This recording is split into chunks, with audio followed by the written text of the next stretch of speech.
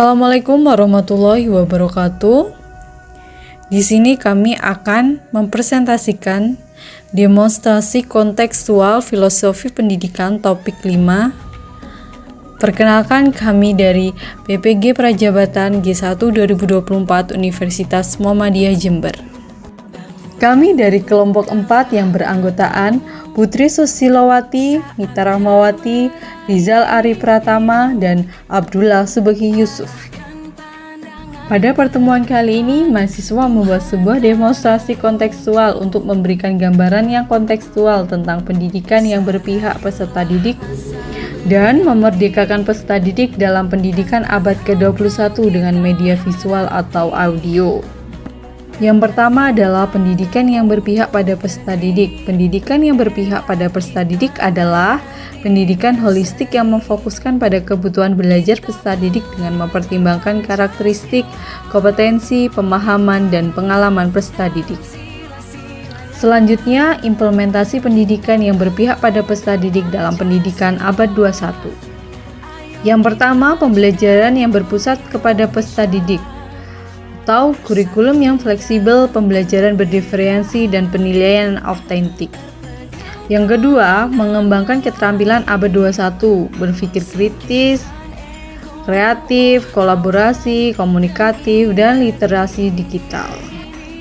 Memanfaatkan teknologi atau sebagai alat bantu pembelajaran.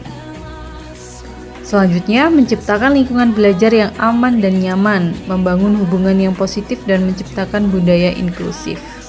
Yang terakhir, peran guru sebagai fasilitator. Selanjutnya, pendidikan yang memerdekakan peserta didik. Pendidikan yang memerdekakan pada peserta didik adalah konsep pendidikan yang berpusat pada peserta didik, student-centered, dan bertujuan untuk mengembangkan potensi setiap peserta didik secara optimal. Prinsip pendidikan yang memerdekakan peserta didik. Yang pertama, menjadi pendidik yang menghargai hak bahagia peserta didik. Yang kedua, pendidik tidak boleh egois terhadap keinginan pribadi peserta didik.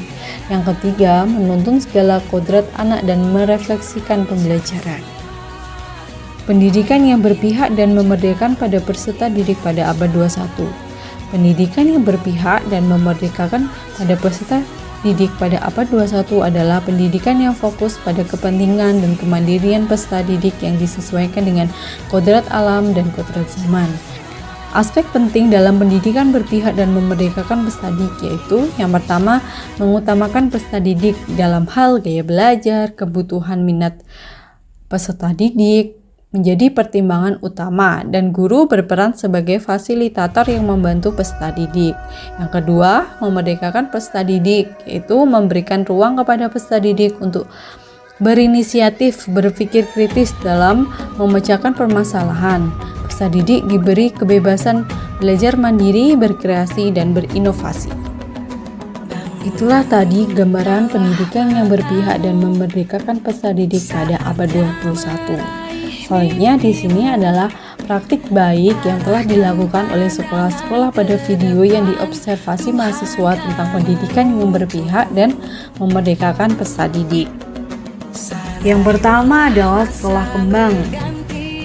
Pada sekolah kembang, pembelajaran dilakukan pada jenjang atau tahap perkembangan masa anak-anak TK dan SD, berorientasi kepada kegiatan belajar sambil bermain sehingga anak dapat lebih menikmati proses belajar dan tidak merasa tertekan. Selanjutnya, pembelajaran disesuaikan dengan kreativitas peserta didik. Pembelajaran dilakukan dengan memanfaatkan alam sekitar dalam praktek pembelajaran.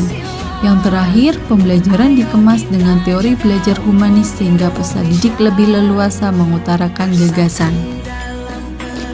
Yang kedua adalah sekolah Eurodio. Pada sekolah Eurodio, setiap peserta didik punya kemerdekaan untuk menentukan tujuan dan cara belajarnya sendiri. Yang kedua, tidak ada peraturan sekolah, melainkan kesepakatan bersama yang disetujui semua pihak untuk menghormati kesetaraan. Yang ketiga, sekolah sebagai fasilitator dan penghubung siswa ke dunia nyata.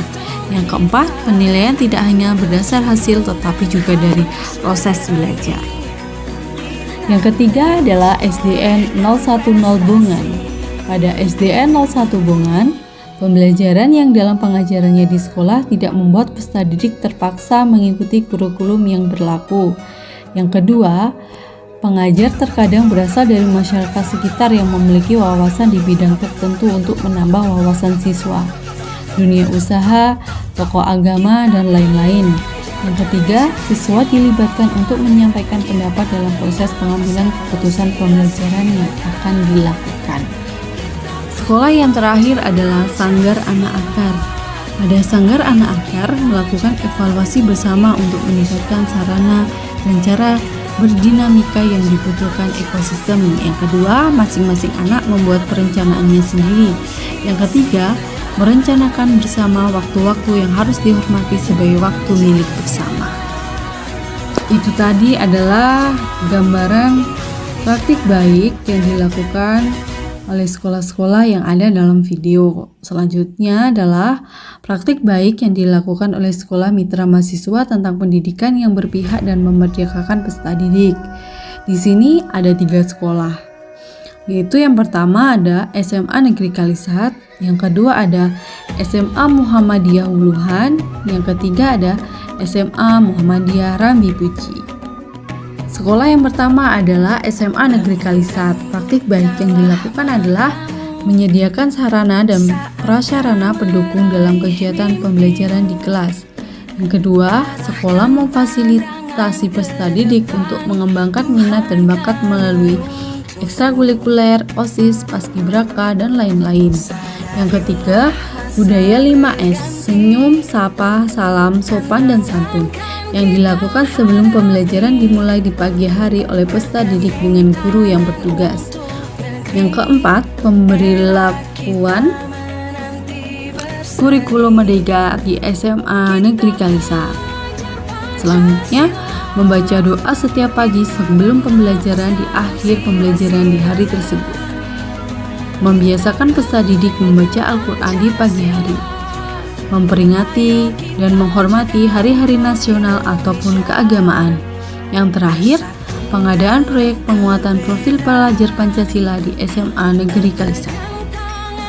Itu tadi praktik baik yang dilakukan oleh SMA Negeri Kalisat. Sekarang praktik baik yang dilakukan oleh SMA Muhammadiyah Wuluhan. Yang pertama adalah pembiasaan membaca doa sebelum pembelajaran dan di akhir pembelajaran. Yang kedua, melaksanakan sholat zuhur berjamaah. Yang ketiga, melatih siswa laki-laki untuk menjadi imam ketika sholat zuhur dan berlatih memberikan khotbah setelah sholat zuhur. Yang keempat, membiasakan peserta didik membaca Al-Quran setelah sholat zuhur. Yang kelima, peserta didik memiliki kebebasan dalam memilih ekstrakurikuler yang disediakan sekolah yang sesuai dengan minat siswa untuk mengasah bakat yang dimilikinya. Yang terakhir, sangat menekankan nilai-nilai kejujuran. Baik, yang terakhir adalah SMA Muhammadiyah Rambi Puji. Praktik baik yang dilakukan di SMA Muhammadiyah Rambi Puji adalah penanaman profil pelajar Pancasila dengan membiasakan mengaji. Yang kedua, membaca doa sebelum dan sesudah belajar. Yang ketiga, melaksanakan sholat duha berjamaah dan sholat zuhur berjamaah. Yang keempat, penyediaan fasilitas yang dapat mewadahi pengembangan bakat dan minat peserta didik. Yang kelima, peserta didik diberikan kebebasan dalam memilih ekstrakurikuler yang diminati sehingga peserta didik mampu mengembangkan minat dan bakat dalam dirinya. Itu adalah praktik baik yang dilakukan oleh sekolah mitra mahasiswa tentang pendidikan yang berpihak dan memerdekakan peserta didik. Sangat beragam ya pada semua sekolah, tapi intinya sama, yaitu adalah praktik baik tentang pendidikan yang berpihak dan memerdekakan peserta didik.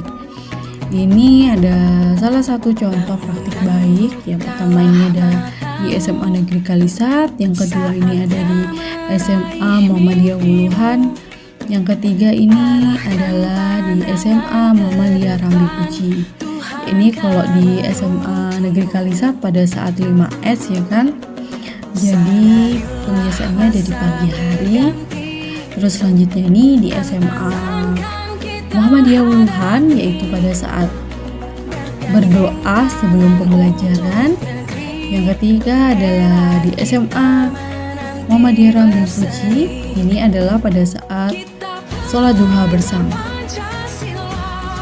Cara mewujudkan pendidikan yang berpihak dan memerdekakan peserta didik dalam implementasi kurikulum merdeka. Yang pertama, merancang pembelajaran yang menarik dan efektif.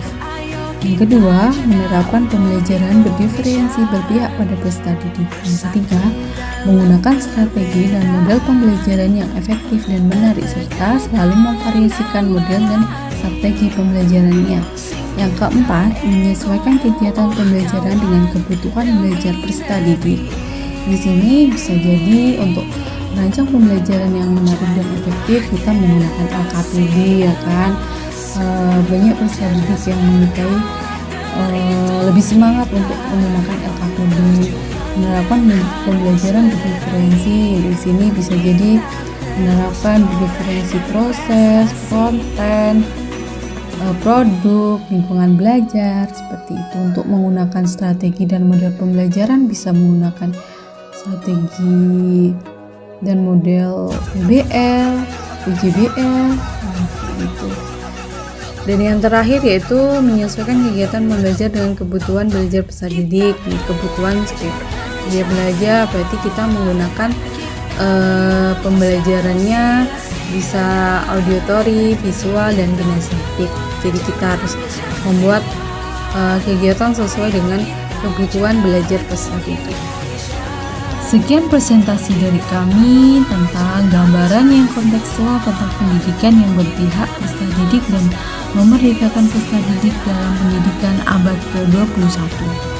Kami ucapkan terima kasih, kurang lebihnya kami mohon maaf yang sebesar-besarnya. Wassalamualaikum warahmatullahi wabarakatuh.